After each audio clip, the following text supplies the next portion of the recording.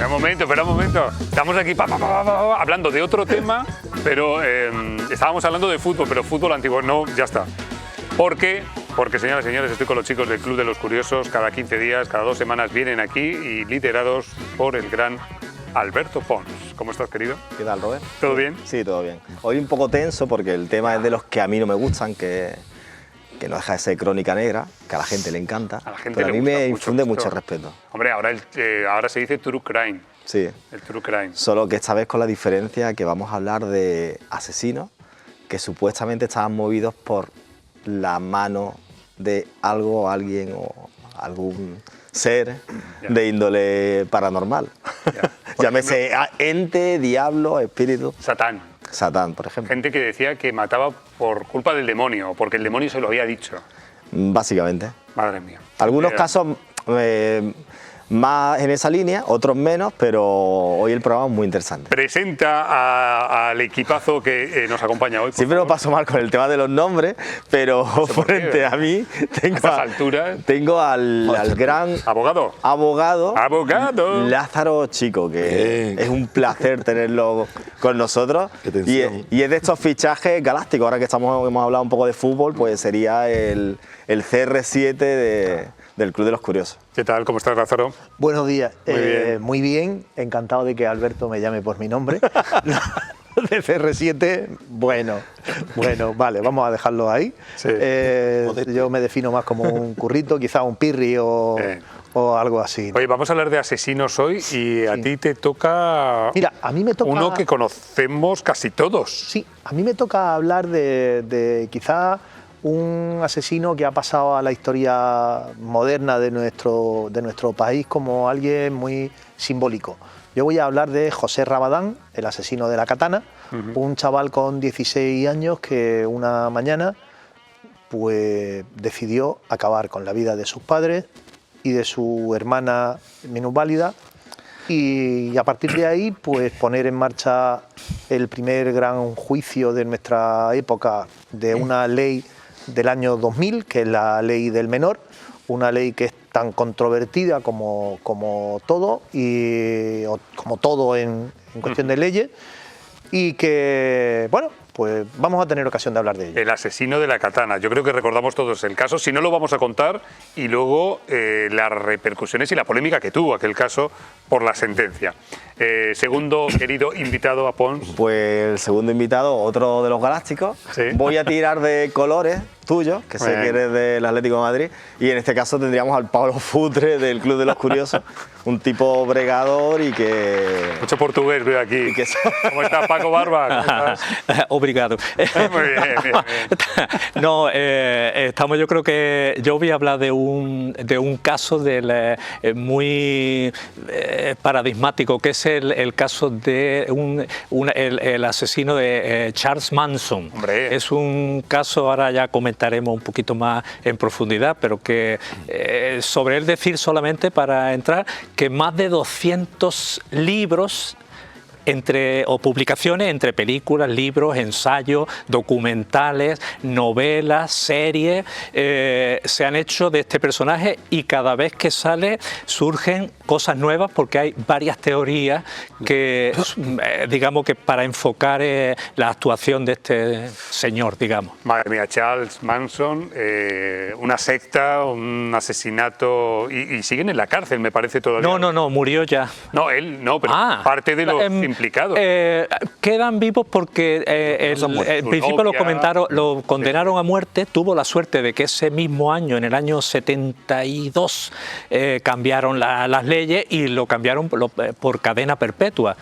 Pero yo no sé si... Porque hubo quien incluso se escapó de la cárcel por colaborar con la justicia y quedaban... Porque había varias personas... Había varias personas implicadas y me parece que alguno de ellos o alguna de ellas sigue... Ahora lo vamos a contar todo, el caso de Charles Manson. Tercer invitado. Venga, pues vamos a seguir con el símil futbolístico y si quieres vamos... No, me dejó que los portugueses... A ti te pega más el Macanaki. Lo que sea del Málaga. El Macanaki del Club de los Curiosos. El Macanaki, lo menos malagueño que pasó por Málaga, pero bueno, pero bueno, bien. Pero en Málaga hay un dicho, el de Tafu Macanaki, no sé si... Eso. Marnofler, ¿cómo estás? Yo muy bien. Hoy, por ejemplo, hoy que estaba hablando del tema este, no sé si hoy llegaré a hablar del mío. El mío es de Berkowitz, que es un colega. Oye, digamos que hoy en día hemos normalizado o hemos aflojado lo que es la figura del friki, pero todo esto son asesinos friki. O sea, antes lo que hoy en día es un friki que hace gracia, antes era un friki que mataba. Pero todos tenían como un pensamiento. Pasa que ya te digo que no estoy muy seguro si hoy voy a poder hablar, porque hoy tenemos, hoy tenemos las historias que tenemos, no sé cómo vamos a llegar. Vamos a ser al lío. Y una de las cosas que cuando Alberto nos ha planteado, vamos a hablar de asesinos, siempre lo primero que me he planteado, la primera pregunta que me he hecho es ¿por qué un asesino asesina? O sea, pero ahora intentaremos responder al final. ¿Y tú qué vas a contar? Yo me he puesto el último porque quiero respetar a estos grandes ponentes que tenemos hoy. Vale. Pero mi caso, de todos ellos, es el más paranormal de todos, donde inclusive entraron en escena los famosos Warren, aquellos investigadores del misterio, que eran el Iker Jiménez y la Carmen Porter de Estados Unidos y que dio películas de Conjuring, las películas de esta serie. Y vamos a hablar de Ronald DeFeo Jr., que así a bote pronto, a lo mejor a alguno que otro no le suena, pero si yo le digo que son los asesinatos del caso Amityville, Amityville, que es la casa por antonomasia más maldita de todos los Estados Unidos y de la que se han hecho más películas que ninguna otra. Bueno, creo que te hemos llamado de todo, Alberto Pons, excepto el Mourinho del Club de los Curiosos, otorgando dorsales, aquí Alberto Pons. Bueno, vamos al lío. Oye, antes de entrar en los casos, en una frase, en una idea, ¿por qué pensáis que un asesino hace lo que hace? Abogado, ¿por qué un asesino asesina? Porque tiene oportunidad, porque tiene medio y porque tiene algún tipo de necesidad. Marnofler, tú has hablado de frikis. No, te digo, también ahí te ha faltado un punto y le falta un chasquillo, o le da un chasquillo. O sea, porque el punto de matar es muy fácil, entonces es tan fácil como a matar. Parece fácil, pero es así, ¿no? Yo creo que el momento que te dé... Esa es la necesidad que yo estoy diciendo. Sí, el chasquillo, la necesidad, como tú quieras. Es decir, para que alguien pueda decidir, porque la diferencia entre un homicidio y un asesinato, básicamente, sin dogmatizar, es que el homicidio es algo que surge de forma espontánea. El asesinato necesita de algún tipo de preparación, o bien de medio, o bien de proceso mental. Claro. ¿No? Y entonces, para que alguien asesine, claro, se necesita ese chasquillo. Esa es la necesidad. Yo diría porque el mal existe. Hay personas malas. Oh, qué bueno eso. Ahí abres una beta súper interesante. ¿Y tú, Pons, por qué crees que un asesino asesina? Pues yo pienso, fíjate, yo soy más optimista y yo pienso que todo el mundo cuando nace es bueno. O sea, que el mal existe, yo creo que el mal luego se apodera de nosotros por factores externos, pero cuando el niño nace, cuando el niño es niño, todo, como decía, ¿no? Sumer, todo el mundo es bueno. Todo el mundo es bueno. Entonces, a partir de ahí, pues, dualidad. A partir de ahí hay ciertos factores que empujan, lo que ha dicho, pues una sed de venganza. De todas formas, todos tenemos la capacidad de matar. Por supuesto, ahí están las guerras, que todo el mundo se convierte en asesino. No, claro, dependiendo del contexto. Claro, una cosa es... Y no solo la guerra, es lo que te da en un segundo. O sea, un segundo no ha matado a nadie y un segundo después ya ha matado a alguien. Una cosa es quiero decir, no... Puedes matar a alguien y no ser un asesino. No me refiero a un accidente. No, me refiero queriendo. Soy una persona que no me he metido en una pelea en mi vida, pero si el día de mañana entra un señor en mi casa y quiere hacer daño a mis hijas, pues no sé lo que podría llegar a hacer en ese momento. Cruzarás esa línea, seguro. Puede ser, ¿no? Si soy un asesino ahí, pues sí, porque he asesinado a alguien. Tengo un asunto que vivo en este momento. Ya sabéis que yo me alimento mucho de mi propio trabajo, ¿no? Tengo un asunto vivo en este momento que un señor se ve en la necesidad, encuentra que están despellejando viva a su mujer, literalmente matándola, pegándole, y no tiene otra solución que enfrentarse a alguien que tiene un arma de las conocidas de guerra y finalmente, pues en el fragor de la pelea, arrebata el arma al otro y le dispara y le mata y mueren 2 personas. Yo siempre digo que yo no quisiera verme en una situación de esa, porque en esa tesitura creo que casi todos haríamos algo parecido. Al final os lo vuelvo a preguntar, ¿eh? Vamos a ver si sacamos conclusiones. ¿Por qué un asesino asesina? ¿Por qué un asesino hace lo que hace? Os lo pregunto al final, pero vamos a empezar. El caso del asesino de la katana. Es un caso, en fin, en la historia reciente de este país, que yo creo que casi todos nos suena, pero el abogado nos va a contar un poco qué pasó en aquel capítulo de la historia de la crónica negra en España. Vale. En abril, si mal no recuerdo, del año 2001, pues un muchacho de una pedanía de Murcia, de Beniaján, que está muy junta con la capital. Recordad que yo soy murciano, así que conozco aquello perfectamente. Sí. Pues este chico se levanta por la mañana, después de haber estado toda la noche preparándolo, y coge una katana, una espada de esta japonesa, y mata a su padre, a su madre y a su hermana menor que él, que era discapacitada, efectivamente. Huye, se va a algún pueblecito cercano, si mal no recuerdo, muy cerca de Alicante, trata de encontrar la huida y finalmente no encuentra y se entrega. Cuando le encuentran, le preguntan cuál es la motivación, y la motivación era porque se sentía agobiado y tenía que estar solo, alejado de todo el mundo. Y se había inspirado, parece ser, en un juego, en un videojuego que por entonces empezaban a tener fuerza los juegos de rol, y como digo, se inspira en el personaje de un juego que se llama Final Fantasy. Esa es realmente su motivación. ¿Qué pasó a partir de ahí? Bueno, pues a partir de ahí se aplicó la ley del menor, se aplicó con toda su intensidad, porque realmente lo condenaron a lo... Claro, porque el chico era un adolescente, ¿cuántos años? Claro, tenía 16 años. 16 años. Entonces se le... ¿Perdón? ¿Era consciente de lo que estaba haciendo? Absolutamente. O sea, de hecho, voy a matar porque quiero matar. Que de no hecho, es le consideraron culpable. Le consideraron culpable y le condenaron pues a lo máximo que se podía condenar, que es a 8 años de internamiento y 5 años de libertad vigilada. Pero mira, bueno, este es el videojuego. Sí. Pero ¿realmente tú crees que la motivación fue un videojuego? Porque recuerdo que años antes hubo un asesino que se le llamó el asesino del juego del rol. Fue como de pronto, niños, no juguéis a los juegos de rol. Sí. No, yo eso lo sufrí porque claro. Yo puedo hablar como testimonio veraz. Me terminé el Final Fantasy VII con 2 finales diferentes en aquella época. Yo además jugaba al rol de dados. Y para empezar, Final Fantasy no predica mata a tus padres ni mata a la gente. Precisamente el Cloud, que es el protagonista, es un pacifista que intenta salvar el planeta. Yo creo que lo que encontró fue la inspiración, pero desde luego la inspiración para el modo, pero desde luego la espada. Desde luego no creo que él entendiera a través del juego que tenía que matar a nadie. Lo que pasa es que tenía ese afán de libertad. Él quería sentirse libre, quería sentirse pues eso, solo, y por eso lo llevó a lo que lo llevó. Quizá por eso se le consideró culpable y consciente. Por buscar la vinculación, creo recordar, Cloud en el videojuego era huérfano. Sí. Entonces Cloud vive 1000 aventuras con su espada y porque es un niño huérfano. Entonces él, para personificar el personaje de Cloud, pues dice, lo primero que tengo que hacer es quitarme de en medio a mis padres, a mi hermano, y seré un niño huérfano. Y yo creo que por ahí va la historia. Vale, venga, perfecto, y era totalmente consciente, pero que ahí había un chasquillo. Vamos a ver, y no es por repetir. Bueno, es que indiscutiblemente. Este personaje era huérfano, con lo cual, para ser huérfano, que tengo que matar a mis padres. O sea, hay unas taras gordas. Acordaros de las chicas estas de Cádiz, que tenían 12 o 13 años. La de Porturranco. No, bueno, también, pero estas chicas de Cádiz mataron a una compañera del colegio, más pequeña, y lo que alegaron fue que querían saber qué se sentía matando a alguien.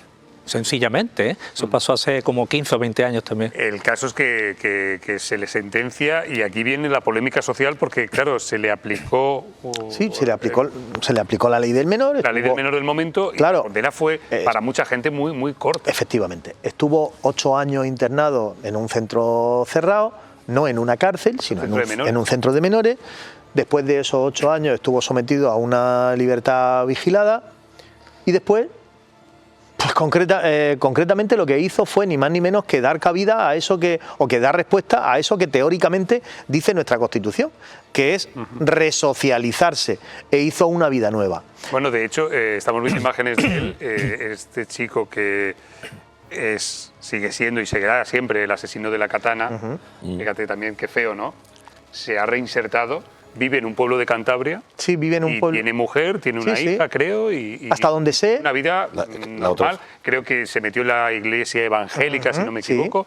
Pero bueno, que es un ejemplo perfecto de que a veces el sistema es un gran debate social, porque el hecho de que en España, tú lo sabes bien, el sistema jurídico te dice que según el Código Penal existe una ley, justo aunque te falte un día para cumplir y no llegas a los 18 años, pues tienes, para los abogados es más fácil defender que eso que no. Sin embargo, yo comentaba, y tú nos lo podrás confirmar, en el sistema jurídico norteamericano o el inglés, por ejemplo, el juez decide, mediante asesoramiento de los psiquiatras, por ejemplo, si un niño con 6 años, cuando ha cometido asesinato, porque hay casos de ese tipo de niños pequeños, si el niño era consciente, y de hecho los psicólogos intervienen y te dicen que hasta los 5 años existe como un pensamiento mágico de que tú no sabes bien, crees en los Reyes Magos, que si el ratoncito Pérez, pero a partir de los 6 ya hay cambios, y entonces puede ser alguien que tenga 17 años o 30 y no estar como muy despegado de la realidad, o puede tener 11 años y ser muy consciente de lo que está haciendo, incluso aprovecharse del sistema, de lo que dice el Código Penal. Es decir, esto puedo hacerlo pues porque como mucho me van a mandar a un correccional. Y se abre un debate. No sé lo que hace no sé lo que hace la ley inglesa ni la americana. Yo conozco la mía, trato de conocer la que tengo con la que tengo que trabajar, y sí sé que en España hasta los 13 años eres inimputable. Por tanto, cualquier cosa que suceda se es inimputable. Me suena que hace unos pocos meses ha habido otro nuevo episodio de esto. Y a partir de los 13 años pues se te aplica la ley del menor, o a partir de los 14 concretamente, se te aplica la ley del menor, y a partir de los 18, desde el mismo día que cumplen los 18 años, tengo un tema bastante simpático en el despacho de un chaval que la misma noche que cumplió los 18 años, para celebrarlo, atracó con amigos suyos un autobús y bueno, pues lógicamente tuvieron que aplicarle el Código Penal vigente en ese momento. Entonces, lo que pasa es que es muy polémica esa cuestión, porque generalmente las que saltan a la palestra son precisamente aquellas más sintomáticas, es decir, las pequeñas cosas, lo que sucede en el día a día, eso no tiene trascendencia. Pero claro, cuando estamos hablando de asesinatos, cuando estamos hablando de muertes violentas, cuando estamos hablando de violaciones, cuando estamos hablando de estas cosas, trascienden mucho. Y que en este caso estamos hablando de que asesinó a sus padres. Claro, efectivamente, mucho más.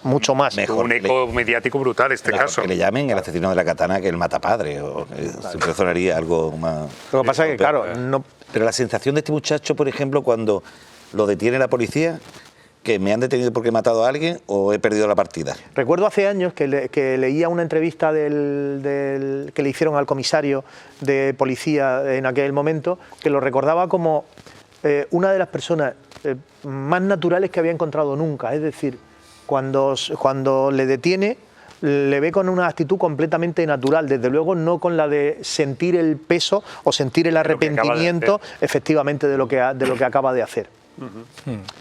De todas maneras, los casos que nos traen aquí es porque, decía Marnofre que es verdad que matar es fácil, pero todos los casos tienen algo en común, y es que se salen de la normalidad. No es un tema por unas lindes de un terreno, no se trata de porque han pillado a la mujer acostada con el otro, sino porque hay algo que trasciende y que tiene un mensaje casi o mesiánico o influenciado por un videojuego. Es decir, yo creo que eso es lo que, como curioso, nos trae a los casos que traemos.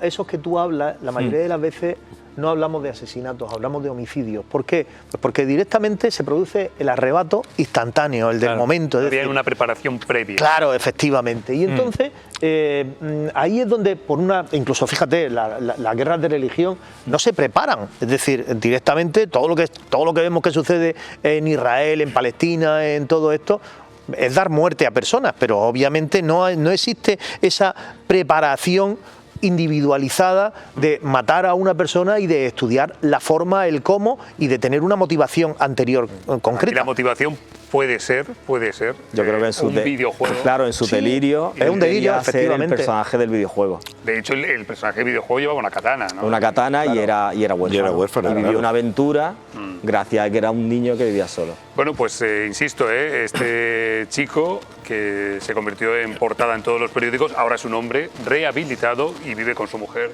en Cantabria y tiene familia, tiene hijos. Para mí hay un detalle muy curioso, importante, para que la sociedad nos hagamos una pequeña reflexión. Los que no le hemos llegado a conocer, los que no le hemos conocido nunca, le vemos siempre como el asesino de la katana, como alguien que hizo algo horroroso e imperdonable.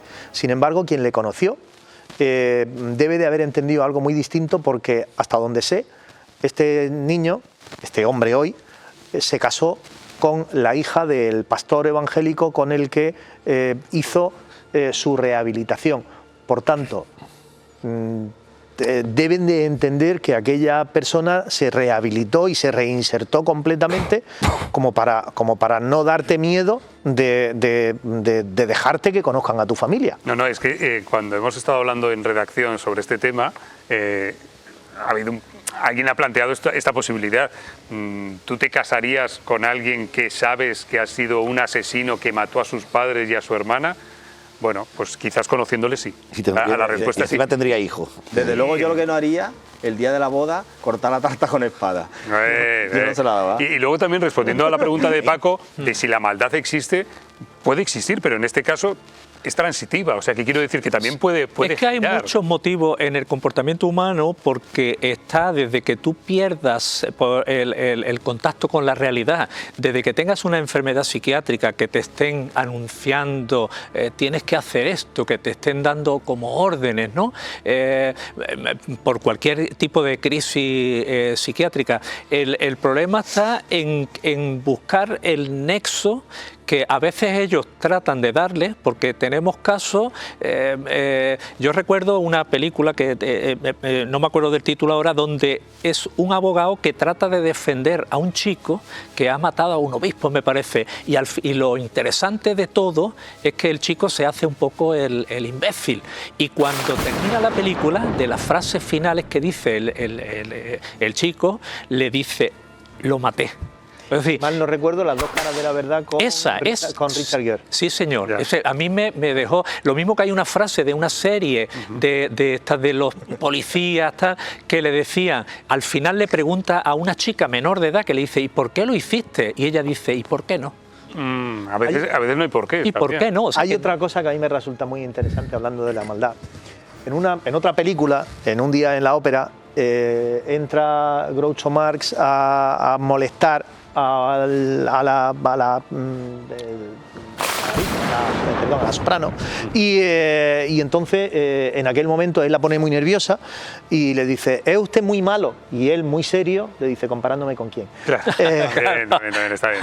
Oye, hemos hablado de un caso mediático que es el caso del asesino de la katana, pero el siguiente caso es mediático y mundial, porque estamos hablando de Charles Manson, sí. Que también aquello generó mucha literatura. Claro, Manson hay que situarlo en el contexto de la época.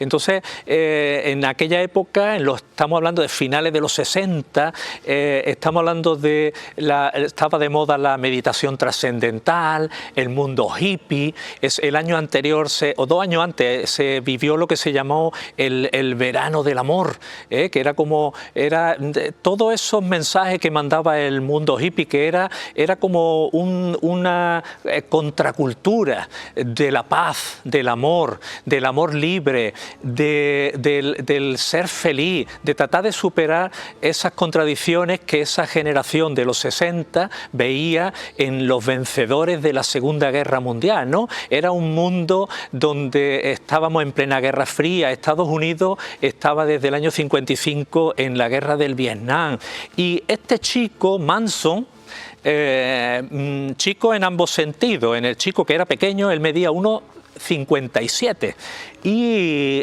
era hijo de una prostituta de 16 años que además lo vende por una jarra de cerveza, que tiene... pasa cuando cumple 33 años, llevaba 17 años contabilizado en distintos reformatorios, porque desde los 12 años él ya tenía acusaciones y sentencias por atracos, atracos con armas, es decir, desde una vida, y él en la cárcel, entre otras cosas, porque era un tío inteligente, dicen que tenía un poder de magnetismo especial, algo en la mirada, entonces era como un arma que él desarrolla. Él tiene, en ese tiempo aprende a tocar la guitarra en la cárcel, se lee algunos libros de lo que hoy llamamos de autoayuda, uno de ellos era, creo que se llama Cómo manipular a la gente, cómo conocer a la gente para que trabajen para ti, ¿no? Y todo eso él lo desarrolla, claro, en un ambiente de drogas. El LSD estaba en boga. Años antes, ahí vemos la comuna, en esa comuna se grabaron algunos capítulos de la serie de televisión Bonanza, que algunos recordamos, ¿no? Además estaban, creo que sin pagar, ellos estaban allí metidos, le llamaban las familias. Él recoge un camión de esos, un autobús de los escolares, eso amarillo que vemos en las películas, y empieza a recoger a determinado tipo de gente a los que él domina. Mira, cómo ganar amigos e influir sobre las personas. Madre mía, este libro de Dale Carnegie, vaya, no quiero decir, ese libro está hecho con otro propósito, un propósito de cómo poder hacerte un buen vendedor. Pero vamos, el tipo ya era un manipulador. Sí. Y ya con lo que lee y tal se convierte en más y va recogiendo gente, discípulos, ¿no? Para su pero gente que tienen toda una, porque recoge a chicas sobre todo, también algunos hombres, pero a ella le transmite la idea de que deben, sobre todo, fíjate, hay un detalle, en aquella época él hace una interpretación de un disco que sacan los Beatles, de concreto esta canción, Helter Skelter. Helter Skelter es como un tobogán que es muy típico en los parques ingleses, que es un tobogán que va girando él dice, mira la carátula de este disco de los Beatles. El disco blanco. El disco blanco, perfecto. Este disco tiene una característica, está grabado parte de las canciones cuando ellos han tenido la experiencia, los Beatles, en la India. Ya habían grabado anteriormente el Sgt. People, y en este disco, según el Charles Manson, dice que los Beatles, son 4, él los considera los 4 jinetes del apocalipsis, y que en una canción, en la de Helter Skelter, le está mandando un mensaje subliminal, donde le dice, él tiene una teoría, no sabemos si él realmente lo pensaba o era parte de su manipulación, donde dice que va a haber una guerra interracial. Los negros de Estados Unidos y los blancos se van a pelear, van a ganar los blancos, pero los negros no saben quién va a dirigir aquello, y lo va a dirigir él. Él, ¿qué utiliza?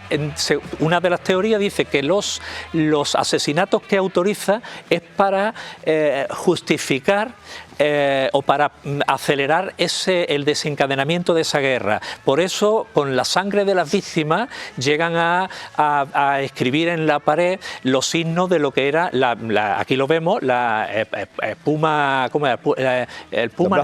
La pantera negra. Pantera negra, aquí vemos, mira, estos son dos atletas en la Olimpiada de Ciudad de México, en el 68. Ellos son la medalla de oro y medalla de bronce de los 200 metros. Pero, Charles Manson convence a toda esta gente que vive en la comuna o aparte de ella y cometen un asesinato múltiple. Hay varios, hay por lo menos 9 y hay 2 asesinatos más que también se le achaca a ellos, pero a él directamente no le acusan de haber matado a nadie. él es el instigador, porque incluso se sabe, aquí vemos, fíjate, esto es Woodstock, Woodstock está casi de la costa, pero ¿qué ocurre? Que en este tipo de contexto él lo utiliza para mandar un mensaje totalmente distinto al sentido del movimiento hippie. Y él le da la vuelta y lo que actúa es como un manipulador, un gran manipulador, una persona mala, una persona que jamás se arrepintió. Ahí vemos la imagen de esta Sharon Tate. Ella era la esposa de Roman Polanski, embarazada de 8 meses. Roman Polanski estaba en ese momento en Londres grabando una película cuando le avisan lo que había sucedido. Ella estaba en su casa. Entonces, porque hay gente que, claro, cuando te ves implicado en una cosa de esta y además eres víctima, pues hay quien decía, pues ella en un ambiente de droga y tal. Sharon Tate no tenía nada que ver con droga. Ella estaba en su casa, lo que pasa que allí tenía, en el mundo del cine, Alberto no lo puede decir, pues hay mucha interrelación de gente que... El problema aquí, resumiendo... Eso es lo que siempre dicen cuando los pillan con la droga. Yo no he tenido nada que ver con eso. Claro, pero resumiendo, se cometieron los asesinatos contra Sharon Tate por el rodaje de La semilla del diablo, que Charles Manson también lo aplicó, porque al final fue una película en el que pues estaba blasfemando contra es que hay varias teorías, porque además, por eso digo que él fue entrevistado muchas veces, la última de ellas poco tiempo antes de su muerte. Estaba una entrevista. Y dio entrevista, pero jamás reconoció si había alguna motivación. Yo creo que no, que yo pienso, siendo más práctico, que él lo que era es un manipulador, eso está claro. El grupo, lo que era la familia, las tenía unidas a través de la droga, del LSD, debían mucho dinero a gente que le aportaba la droga y él estaba buscando una manera rápida. Él cantaba y tocaba la guitarra, entonces logra contactar con uno de los Beach Boys, el batería, Mike, no me acuerdo ahora del nombre, y yo no sé si era porque le dieron droga o él accedió a conocerlo, y le hacen el compromiso de que a ver si puede acercarse al mundo de los productores de Hollywood. Él quería entrar de alguna manera firmar algún tipo de contrato. El otro no lo permite, aunque hay una canción que graban juntos y ya está. Decir importante que una de las grabaciones, la de Helter Skelter, es el inicio de, tú eso lo sabrás bien porque eres un gran aficionado, de lo que era el hard rock. Sí. Entonces, de alguna manera está todo implicado. Sí. Como que había distintas motivaciones. Bueno, de hecho, lo de Helter Skelter, cuando cometen los asesinatos, una de las pintadas, además de malditos cerdos. No sí, lo escriben mal. Escriben Helter. Está mal escrito también. Eso es. Yo creo mucho en la teoría de la semilla del diablo, porque además, cuando matan a Sharon Tate, como ha dicho Paco, ella está embarazada. Igualmente que en la película hace nombre a semilla, es porque la protagonista está embarazada del anticristo. Y por de hecho, ella llega a ponerse de rodillas rogando por su hijo que no la maten. Le dieron 16 puñaladas. Entonces, y además las víctimas tenían que ser blancas. ¿Al final cuánta gente fue asesinada? En principio 9, entre ellos, por ejemplo, un chico que salía, que era amigo del que cuidaba la casa, del chalet simplemente porque salía en ese momento. Pero, ¿y estaban bajo los efectos de las drogas en el momento del asesinato? Las chicas sí, parece eso. Lo que pasa, eso nos lo puede decir el abogado mejor, en el sentido de que fue utilizado como una excusa de que, porque siempre el estar drogado parece ser que es utilizado casi como una, ¿cómo se dice? Un atenuante. Una eximente, dependiendo. Pero, ojo, sí, que también puede utilizarse precisamente para no ser utilizado. Me explico. Si cuando haces eso, estás bajo los efectos de algún tipo de sustancia, porque ya estabas ahí y decides hacer eso en ese momento, puede ser una atenuante si efectivamente además hay un consumo, en fin, está normalizado. Ya de vosotros que lo organizáis. Imagínate que alguien no tiene el valor suficiente para matar a alguien y se droga para matar. Claro. Entonces, obviamente, habría que activar lo que se llama la figura, la institución de el actio libere in causa, y que obviamente no se tenga en cuenta que esté drogado o que esté borracho para haber actuado. Claro, bueno, casos que... No, no dejaba de ser una secta. Que te ponen los pelos de punta, ¿eh? Sí. El caso de la katana o el caso de Charles Manson. Y el tuyo tampoco se queda corto. El mío no, el mío voy a ir yo un poquito más rápido, porque el mío al fin y al cabo era... El del tuyo puedes hablar del chispazo y a partir de ahí ya pues... Bueno, ya tiene un chispazo, pero que todo bien. Bueno, yo voy a hablar del David Berkowitz, que este hombre ya empezó malamente, ¿no? Porque este hombre, bueno, lo dieron en adopción porque los padres no lo querían y bueno, estuvieron a punto de tirarlo, pero bueno, entre tirarlo, pues tuvieron el detalle de dárselo a alguien y alguien se lo llevó. Es verdad que el muchacho ya construyó una madre, de alguna manera un ruina el muchacho de siempre, pues a los 14 años se le muere la madre y con el padre que no se lleva. Y la cosa que... perdona que te interrumpa, Marnofle, a los parecidos razonables. Sí, es verdad que muchachos, David Berkowitz... Contamos a Iker con Kiko, a Iker Jiménez con Kiko Rivera, nos sale el protagonista. Incluso sin juntarlo con Kiko Rivera, ¿eh? Pero es muy cuñado de Harry Potter. Bueno, da igual, venga, fuera. Vamos a una historia que nos queda poco tiempo. Vamos. Bueno, el muchacho a todo esto que se fue al ejército, donde se supone que aprendió a disparar, aunque ahora ya veréis que tampoco es que el muchacho fuera muy bueno disparando. El temilla que tenía con que si era feo, no sé qué, es verdad, efectivamente era feo, ¿no? Una mezcla de estos dos que hemos sacado, no pensé que nada bonito. Era que dices tú que no. Pero ese no es, Jaimito. Ese es Jaimito, pero eran clavaditos. Bueno, la cosa es que el muchacho, como las mujeres tampoco le hacen mucho caso, pues el punto de misoginia que le entró, pues le dio por empezar a matar gente. Un día ya le dio uno de los chispazos, el primer chispazo que le dio, que fue además una noche vieja, se fue para, lo primero una mexicana, 2 mujeres, ¿no? Sí. Pero en principio fue con un cuchillo, clavándole por la espalda, con la cosa, te iba a decir con la mala suerte, no, con la suerte de que no la mató, ¿no? Primero a una, viendo que aquello no funcionaba, se fue por otra y también esta sí le clavó hasta el pulmón, pero bueno, tampoco la mató. Así que el hombre se vio que aquello del cuchillo no funcionaba. Era torpe también. Era torpe, sí, pero ahí el tío se pilló un calibre 44, un bulldog, que tiene mucho que ver con lo que después, un perro, ¿no? Un bulldog, y ya fue con la pistola, que es una pistola que es para disparos de cerca, ¿no? Y este muchacho, primero que lo que iba era a los descampados, donde estaban las parejas allí en sus temitas, pongo allí los miradores estos de SB Cuenca y eso de... Y todo esto, y allí entraba y se ponía a disparar. Mató a varios, pero después tampoco mató a tanto, porque es lo que digo. No es que era muy malo disparando, es que disparó mucho y en total mató a 6, pero también a lo mejor es mala suerte, porque a uno le atravesaba el cuerpo y no lo mataba. Es que también el pobre tampoco... Puede ser el asesino más torpe. Yo creo que de los asesinos más torpes. Mira que lo intentó. Asesinatos y un montón de intentos. No, porque intentó muchísimo. Fíjate que de mayor gana, ¿eh? De mayor podría ser un candidato al programa de Juan y Media. Hay feos que de sí, ¿no? Que gana. Bueno, hay feos que de viejos mejoran un poco. Bueno, pero vamos yendo a la parte curiosa. Bueno, ya a todo esto que al final lo terminan cogiendo. Todo esto era de Nueva York. En Nueva York había una psicosis porque además al muchacho le gustaban matar, en principio a mujeres. Es verdad que si las pillaba con el novio, pues ya que estaba allí el novio, pues ya aprovechamos el disparo, ¿no? Eran morenitas con el pelo largo. Bueno, pues las mujeres allí en Nueva York empezaron a pintarse el pelo de rubio, de rojo, de cortárselo.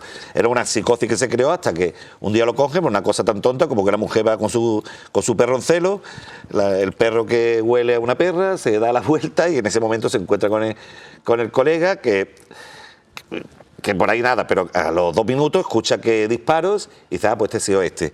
Claro, no es capaz la mujer no sabe quién era ni nada, pero sí dice que había un policía que estaba multando los coches que había allí, con lo cual a este tío lo detienen, tú si arruina al colega, lo detienen porque le ponen una multa en la zona azul. Y ahí le miran y directamente, si es verdad, que se van para él a recogerlo.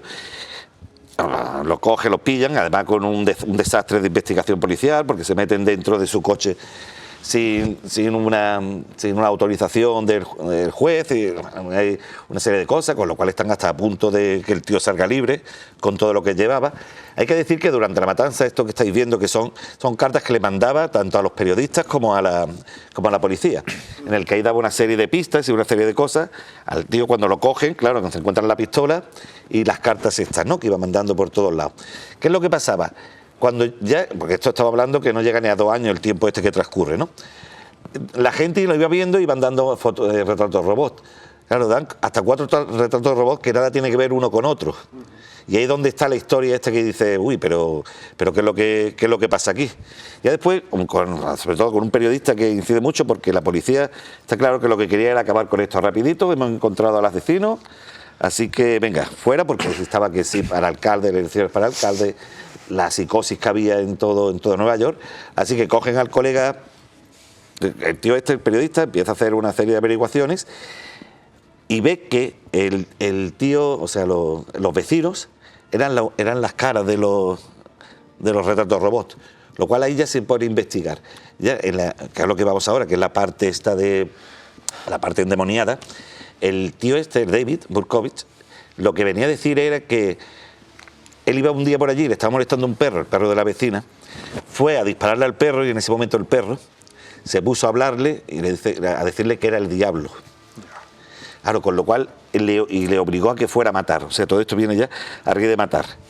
El tío con lo cual ya tiene esa paranoia cuando lo detienen, le dice, David Burkovich, dice, no, soy el hijo de Sam. Claro, ahí estamos hablando de un hijo. Claro, después, según parece, o según las distintas investigaciones, porque es que el caso se ha reabierto ahora en 2023, a raíz de todo eso, porque dice que posiblemente es verdad que no fue uno, que eran los hijos de Sam. Todo esto era una secta satánica, que era la de sus vecinos, que era en la que el colega los vecinos lo apuntaron. Cosa curiosa, los vecinos estos murieron. Este hombre lo detuvieron en el 77, casi 78. Entre el 78 y el 79 murieron en extrañas circunstancias los vecinos. Con lo cual también se podría decir que podría hacer la misma policía para no decir que habían metido la pata, que lo habían matado, o vete ya algo diabólico, según el punto friki del que lo vea. Y nada, y este hombre hoy, a día de hoy, sigue en la cárcel. Le pegaron, porque es que la verdad que en Estados Unidos se mata mucho, pero mal. Allí en la misma cárcel le cortaron la garganta, 54 puntos que le dieron, pero oye, no murió. Entonces, te digo que no sabe la gente cortar bien gargantas. Lo que pasa es que en este caso sí es como la teoría del chispazo y la teoría de no estar muy bien, tú tampoco. Y también alguien que te anime. Eso es algo que no hemos dicho antes. Sí, bueno, en el caso de Charles Manson es claro. Bueno, Charles Manson sí, es caníbal, claro. Que comentaste ahí al principio, y era lo de los juegos de rol. Yo conocí un caso, un paciente en Torremolinos, en el centro de salud, que venía a curarse. El hombre le faltaba un brazo. Y cuando me contó su historia, cómo había perdido el brazo, y él lo supo cuando terminó ese proceso. Él estaba esperando el metro en Madrid. Dos chicas llegaron y le empujaron por detrás. Y luego ya se descubrió, porque no sé si es que había cámara o que los detuvieron, y era que dentro del juego era ir al metro y empujarle a alguien a la vía, y le tocó a él y perdió el brazo. Claro, es que el tema de los juegos de rol, como tantas leyendas urbanas que también no, pero este no era leyenda. Esto era... Sí, yo digo que este fuera leyenda, sino que a raíz de todas estas cosas sale lo típico, esto que decían, hay una banda de los ñapas, esto de la gente esta, que si te echan las luces y tú le contestas, pues te das la vuelta y te buscan. Bueno, eso habría... todo eso, o sea, estaban los juegos de rol, todo esto. Pero había también las cabecitas, que son un poquito más débiles. Había un experimento que se hizo de gente que, antes lo estábamos comentando, que tú podías, se le decía a las personas, mire usted, esa persona, si usted aprieta este botón, le da una descarga eléctrica. Y usted le puede dar lo que quiera, hasta tanto la intensidad que quería. Y había una intensidad, luego era falso, porque el otro era un actor que cuando le daban al botón hacía como que lo estaban. Y de alguna manera la gente, eran gente normal, sacada de la sociedad, pulsaban ese botón o le daban intensidad para conseguir a lo mejor un bombón o una pequeña recompensa que le daban, ¿no? Es decir, que a veces no somos conscientes, y comentábamos, por ejemplo, que gente como, dice, Hitler era un asesino. Hitler no mató a nadie, que se sepa.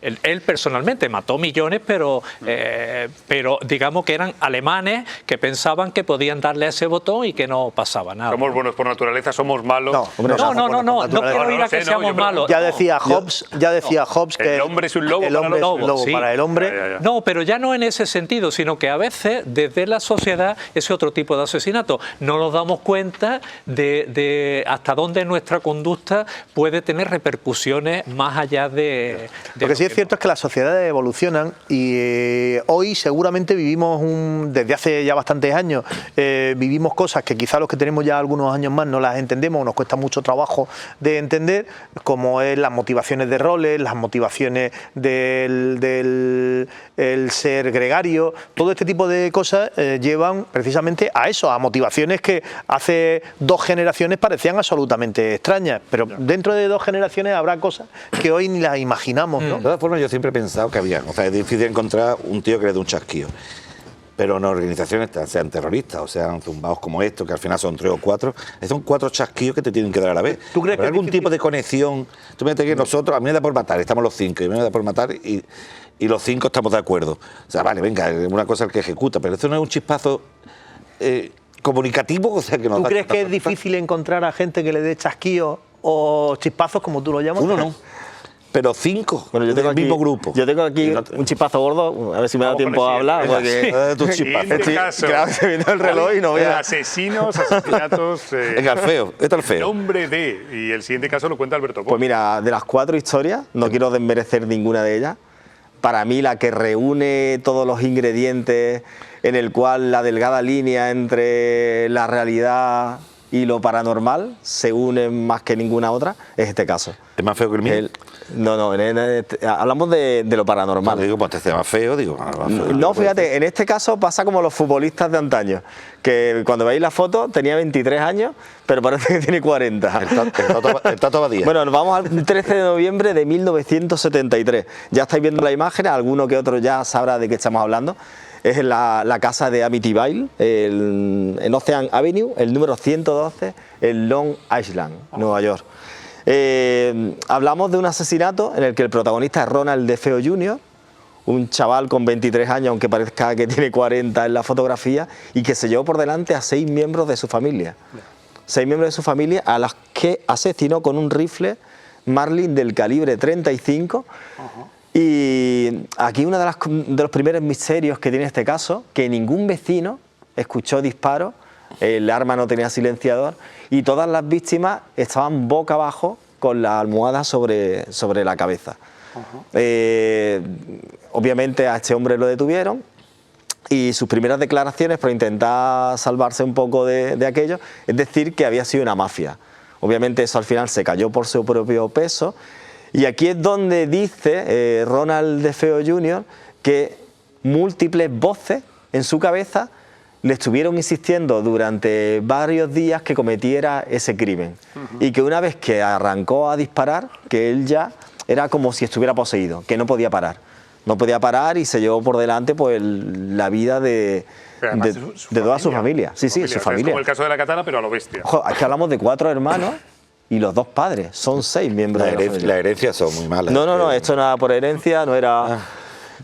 Vale, hasta aquí, entre comillas, un asesinato de alguien que le ha dado un chispazo, como dice Mark Knopfler, que diferentes voces pues le instaban a cometer el asesinato.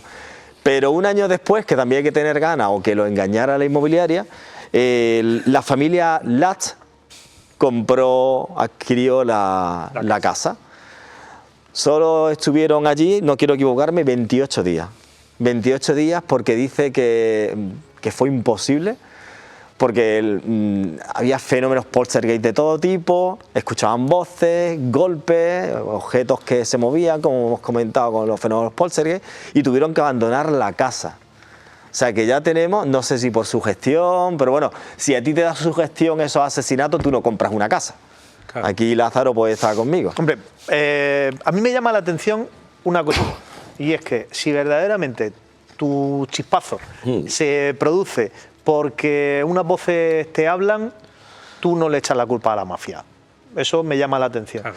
Y lo segundo, se puede dar el caso de que efectivamente la familia haya comprado la casa sin saber lo que compraba y que en el transcurso de esos 28 días que han vivido allí, pues los vecinos, que los vecinos hablan mucho, pues le hayan dicho, oye, vosotros habéis enterado de lo que pasó ahí. Pero eso no me lo creo. Eso no me lo creo porque este asesinato fue súper, no viral porque no existía la viralidad, pero fue súper mediático y seguido por todas las televisiones, todos los diarios de Estados Unidos y todo el mundo sabría. De hecho, yo supongo que comprarían la casa a un buen precio. Pero ¿quieres relacionar que el asesino escuchó voces con la posibilidad de fenómenos poltergeist? No, pues lo estoy relacionando, Roberto, porque esta familia al año siguiente compró esta casa, la tuvo que abandonar a los 28 días y aquí es donde vamos al tercer capítulo, entran los famosos Warren, de los que se han hecho películas, como lo de la película de Annabelle. Bueno, aquí tiene la familia al completo, salvando al asesino.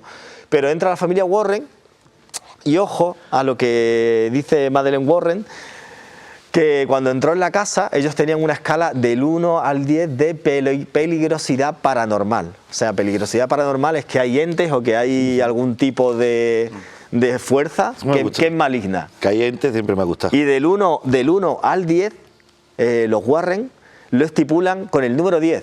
Es el único caso, el único fenómeno de los que estudiaron ellos dos en el que le dan la puntuación del número 10. Tanto que después de hacer sesiones espiritistas, de hacer grabaciones psicofónicas, hay por ahí una foto que me han dado a realización en la que incluso hay una imagen en la que se ve como el ente de un niño, una fotografía que es muy polémica, unos dicen que aquí la tienes, y Warren dice, la mujer, que es el niño asesinado por Ronald DeFeo, su hermano pequeño que habita en la casa. Le pegó el ojo. Pero bueno, el caso es que tras esto intentaron hacer una limpieza. Fíjate que se me ponen los pelos de punta, ¿eh? Se me ponen los pelos con escarpia. Sí, anoche preparando las imágenes. ¿Cómo te lo trabajas? No, pero hoy estás sensible. Es increíble todo. No, pero es de los casos más espeluznantes. Imagínate, yo anoche a las 2 de la mañana en casa, recogiendo la foto, cuando descargué esta foto dije, uff. En tu casa todavía no ha dado tiempo a matar a nadie. Tela. Bueno, el caso es que después de intentar limpiar la casa, se dieron por vencidos, porque a los propios Warren le sobrepasó la maldad que había dentro de esa casa. Ya se han especulado miles de teorías que había. Pues la casa hoy en día ya como tal no existe, se echó abajo, pero hay miles de teorías en las que se decía que en su momento, siglos atrás, en los sótanos se llegó a torturar a gente, tal. Muchas historias de las que se han hecho muchísimas películas, pero ese caso está ahí. Ya. Y ya cada uno, que quien quiera creer, que crea. Pero ahora hacemos la ronda final, pero sobre este caso, ¿algo que queréis comentar? Sí, a mí con respecto a los americanos siempre me ha llamado mucho la atención que un pueblo con tan poca historia tenga tantas casas endemoniadas en las que han habido tantas cosas y si no, pues tribu india y no sé qué y no sé cuántas. La verdad que siempre me ha llamado mucho la atención. Bueno, y si no son ovnis. Sí, efectivamente. 250 años de historia, pero siglos. Había un cementerio de hace siglos. Sí, eso es. Sí. Pero bueno, que aquí en España, en cada barrio, en cada pueblo, tenemos pero es que nosotros tenemos historia. Es que nosotros tenemos historia, es que nosotros lo tenemos datado, tenemos historia buena y mala, pero tenemos historia. Mira, Roberto se ríe. Pero gracias del pueblo. Antes de que estuviéramos los colonos, ya había tribus indias allí viviendo. En el sótano de esa casa. Hay algo cultural y es que en la cultura anglosajona y en el nórdica hay una mayor creencia en los fantasmas, más que aquí. Sin embargo, curiosamente, nunca un fantasma ha matado a nadie, que yo sepa, ¿eh? Y la historia... Bueno, aquí la mano ejecutora fue Ronald DeFeo Jr. Pero bueno, puede ser que... si creemos en eso. Y qué curioso que las voces que te hablan no te dicen nunca levántate y trabaja. No, siempre te dice mata y tú coges y vas y matas. Estás haciendo populismo, Paco, eso es populismo. No te permito que tú me lo hagas. No, de alguna manera, no es que yo no crea, claro. Pero te quiero decir que en la mayoría de los casos, yo soy más cientifista, en la mayoría de los casos se explican desde una realidad psiquiátrica. Yo estoy un poco con el abogado en el sentido de que este tipo, si verdaderamente escuchase voces, no pone la excusa de... Eso, claro. Esto... Yo también. Yo supongo que viene muy bien delante del juez. Delante del juez viene muy bien también decir, he escuchado voces, he tenido una locura transitoria, con lo cual, pero ya estoy bien. Vale, ¿y qué pasó con los 3 capítulos siguientes? El siguiente capítulo de la familia que compró la casa. Ya no me hablé de los Warren, porque esta gente por dinero, pero está más que demostrado. ¿Cómo vas a tener más que demostrar si tú ni los conocías a los Warren? Yo no me creo la foto. Vamos a ver, eso se sabe. No se sabe, no puedes saber. Claro que se sabe que son unos falsos. Bueno, llegado a este momento y contado 4 casos de asesinos que tenían una motivación, la que fuera, vuelvo a preguntar lo mismo del principio. ¿Por qué un asesino mata? ¿Seguís pensando lo mismo que al principio? Sí, no, la verdad que es complicado porque yo te digo que todo depende de un clic. Yo sí, pero no solo, lo que me preocupa no es que alguien le dé un chispazo, un clic. Lo que me preocupa es que sean grupos de gente los que se juntan en el mismo clip. O sea que, digo, ¿esto es algo que es de uno o se puede comunicar? Me dedico precisamente a defender a esas personas que tienen ese chispazo, como dice Mark Knopfler. Lo decía al principio y lo mantengo. Cuando alguien asesina a alguien es sobre todo porque tiene un móvil, porque tiene un medio y sobre todo porque tiene una necesidad que considera incapaz de superar. Yo de alguna manera sí quisiera aportar un punto de reflexión, y es curioso que el país que tiene más armas personales, Estados Unidos, ¿no? Donde dice que hay más armas que habitantes. Y porque esto llega a que caigamos en una especie de locura. Aquí mismo hemos planteado, tú mismo has dicho, hombre, si yo estoy en casa y viene alguien y tal, a mí, yo una vez recuerdo hablando con un policía, me decía, mira, una cosa es un ladrón y otra cosa es un asesino. Entonces, los asesinos, los ladrones no entran en las casas. Antes de entrar, procuran ver que esté vacía. Hay veces que se equivocan y entran, pero una cosa es que te pillen robando dinero o robando algo de valor, y otra cosa es que tú cometas un asesinato cada día y te hagas un asesino en serie, porque en un pueblo como, por ejemplo, Rincón de la Victoria, con 50.000 habitantes, pues claro que habrá habido algún asesinato, que por supuesto, pero no son de gente que ha entrado en las casas a matar. Normalmente han entrado gente en casa, que no es lo habitual. Pues imagínate que caigamos en esa histeria colectiva de decir, vamos a hacernos con una pistola por si alguna vez entra alguien en la casa. Tampoco estamos como para dejar las puertas abiertas, pero normalmente si te entran en casa es porque es un ladrón, no es un asesino. No hemos hablado, perdóname, Robert, queda menos de un minuto, segundo. No hemos hablado hoy de los asesinos en serie, de eso hablaremos otro día. Estamos hablando podemos hablar del otro día. Fíjate que en el equipo hemos pensado en Dinamita Montilla, que de hecho me parece que estrenan sí, ahora de Netflix un documental. Pero nosotros hicimos un especial aquí con José Manuel Frías de Dinamita Montilla. Y... Sí, vaya personaje, ¿eh? Sí. Madre mía, otro. ¿Es Frías o Montilla? No, Montilla. Pobrecito Frías. Lo queremos mucho. Gran tipo. Oye, pues que ha sido un ratito muy bueno que hemos echado el Club de los Curiosos, reflexionando sobre algo que parece, en fin, crónica negra y una cosa así como hasta frívola, ¿no? Vamos a hablar de asesinatos. Bueno, hemos hablado también de cosas como la maldad. Te recuerdo que había el periódico más vendido, más vendido en España en los 70 y 80, era El Caso. El Caso. Bueno, y ahora lo que lo peta son los True Crime, que es El Caso, un podcast. La revista ya dije yo otro día cuando gracias a todos, el Club de los Curiosos. Nos vamos, mañana volvemos, misma hora, mismo sitio.